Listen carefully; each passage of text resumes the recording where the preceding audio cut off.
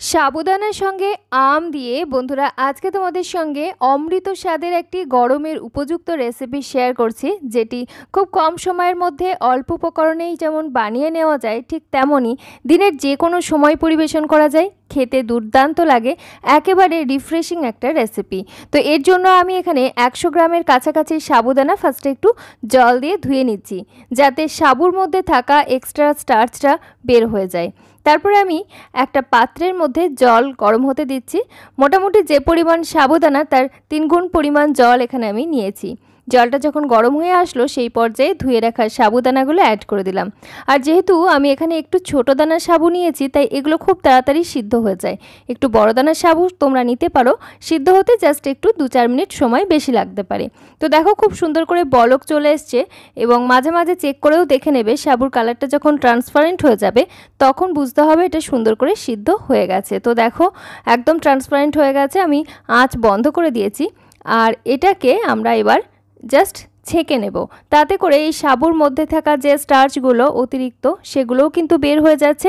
তাই তোমরা যারা শরীরের ওজন নিয়ন্ত্রণে রাখতে চাইছো তারা কিন্তু সাবুটাকে এইভাবে ছেঁকে নিয়ে আবার জল দিয়ে ধুয়ে ব্যবহার করবে, তাহলে কিন্তু ওজন বেড়ে যাওয়ার সম্ভাবনাটা কম থাকবে। আর যারা রয়েছে একটু দুর্বল প্রকৃতির, মানে শরীরের ওজন একটু কমের দিকে, তারা কিন্তু এইভাবে ছেঁকে নেওয়ার দরকার নেই, জাস্ট অল্প জলে সাবুটাকে সিদ্ধ করে নেবে এবং জল সমেতই তোমরা ব্যবহার করতে পারো।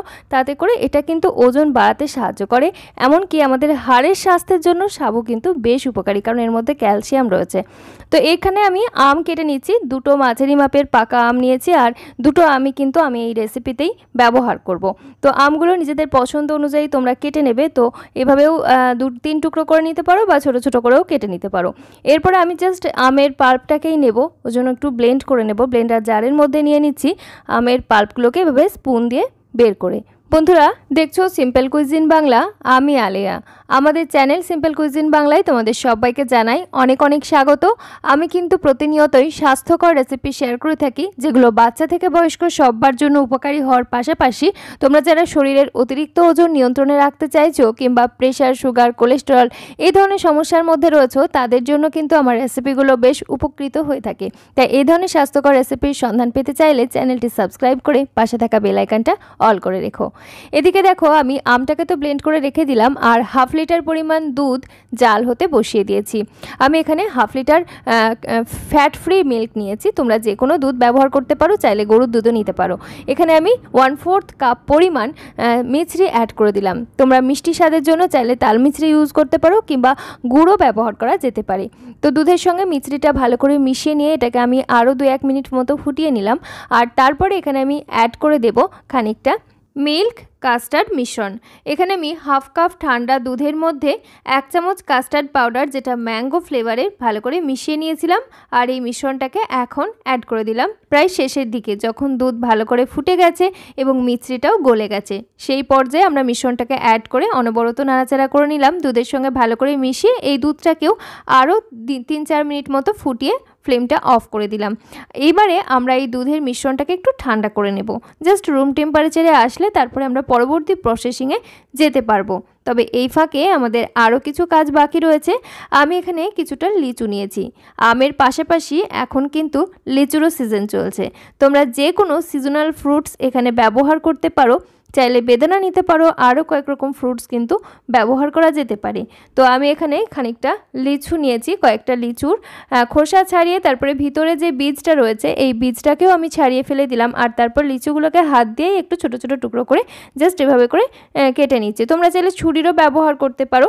তো পরিমাণগুলো অবশ্যই বাড়িয়ে নিতে পারো বা কমিয়েও নিতে পারো, চাইলে এর সঙ্গে আরও অন্য কিছু ব্যবহার করতে পারো, কিছু নাটসও নেওয়া যেতে পারে।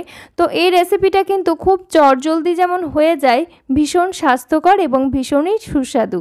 এই দুধের মিশ্রণটা তোমরা চাইলে আগের থেকে বানিয়ে রেখে দিতে পারো, তাহলে রেসিপিটা কিন্তু যে কোনো মুহূর্তেই সার্ভ করা যেতে পারে। তো দেখো এখন আমাদের এটা রুম টেম্পারেচারে এসে গেছে, আর এর থেকে এটাকে আর ফ্রিজে রাখার দরকার নেই, জাস্ট রুম টেম্পারেচারে আসলেই হয়ে যাবে। আর সাথে সাথেই কিন্তু বেশ ঘনও হয়ে গেছে। আমের যে মিশ্রণটা আমরা বানিয়ে রেখেছিলাম সেই মিশ্রণটা এই মিল্কের সঙ্গে এখন অ্যাড করে দিলাম। অবশ্যই কিন্তু রুম টেম্পারেচারে থাকা বা ঠান্ডা দুধের সঙ্গেই এই আমের পাল্পটা মেশাবে, না হলে কিন্তু দুধটা কেটে যাওয়ার বা ফেটে যাওয়ার সম্ভাবনা থাকে। সেক্ষেত্রে পুরো জিনিসটাই কিন্তু নষ্ট হয়ে যেতে পারে, মানে দুধটা কেটে গিয়ে ছানার মতো হয়ে যাবে। তো সেক্ষেত্রে জিনিসটা কিন্তু আর তৈরি করা যাবে না। তো দেখো খুব ভালো করে আমি মিশিয়ে নিচ্ছি একটা হ্যান্ড হুইস্কার দিয়ে। চাইলে এখানে স্পুনের ব্যবহার করতে পারো বা কাঁটা চামচেরও ব্যবহার করা যেতে পারে। খুব ভালো করে মিশিয়ে একটা এরকম থকথকে ঘনত্বের মিশ্রণ তৈরি হবে, কারণ দুধটা আমরা যেহেতু কাস্টার্ড মিশ্রণ অ্যাড করেছিলাম তাই বেশ ঘন ছিল, ঠান্ডা হয়ে আর একটু ঘন হয়ে গেছিলো এবং তার সঙ্গে যখন আমরা ম্যাঙ্গো পাল্পটা ইউজ করছি আরও বেশি ঘন একটা ক্রিমি টেক্সচারের মিশ্রণ কিন্তু তৈরি হয়ে যাচ্ছে।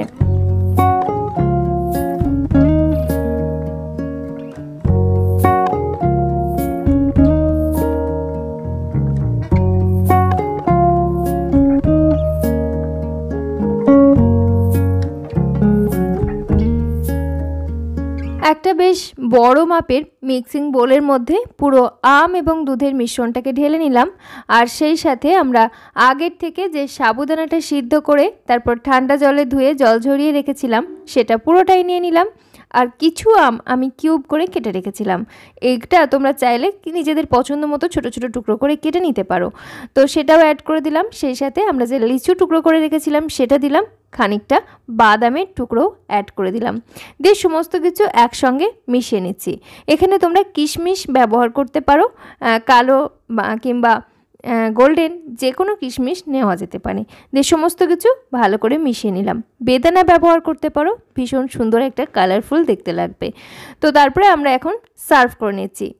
এটা তোমরা এই মিশ্রণটাকে তৈরি করে ফ্রিজের নর্মাল চেম্বারে রেখে দিতে পারো, যে কোনো সময় তোমরা এটাকে সার্ভ করে নিতে পারবে। তো দেখো আমি এরকম ছোট ছোট সাইজের সার্ভিং বোল নিয়েছি এবং তাতে সার্ভ করে নিচ্ছি।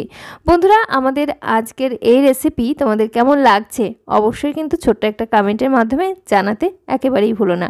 সেই সাথে তোমরা কে কোথায় থেকে দেখছো সেটিও জানিও, তাহলে আমাদের কিন্তু বুঝতে অনেকটা সুবিধা হয়। তো দেখো আমি এখন উপর থেকে খানিকটা করে লিচুর টুকরো, আমের টুকরো এবং খানিকটা বাদামের টুকরোও অ্যাড করে দিলাম। দেখতে সুন্দর লাগছে এবং এই চাংসগুলো যখন মুখে পড়বে খেতে ভীষণ ভালো লাগবে। বাচ্চা বড় যে কাউকে তোমরা এগুলো সার্ভ করতে পারো। এমনকি বাড়িতে হঠাৎ করে গরমের সময় অতিথি চলে আসলে অতিথি আপ্যায়নেও কিন্তু এই ডেজার্টের ভূমিকা অপরিসীম। আশা করছি আমাদের আজকের এই স্বাস্থ্যকর ডেজার্ট রেসিপি তোমাদের মন্দ লাগেনি। ভালো লাগলে অবশ্যই বাড়িতে বানিয়ে জানিও।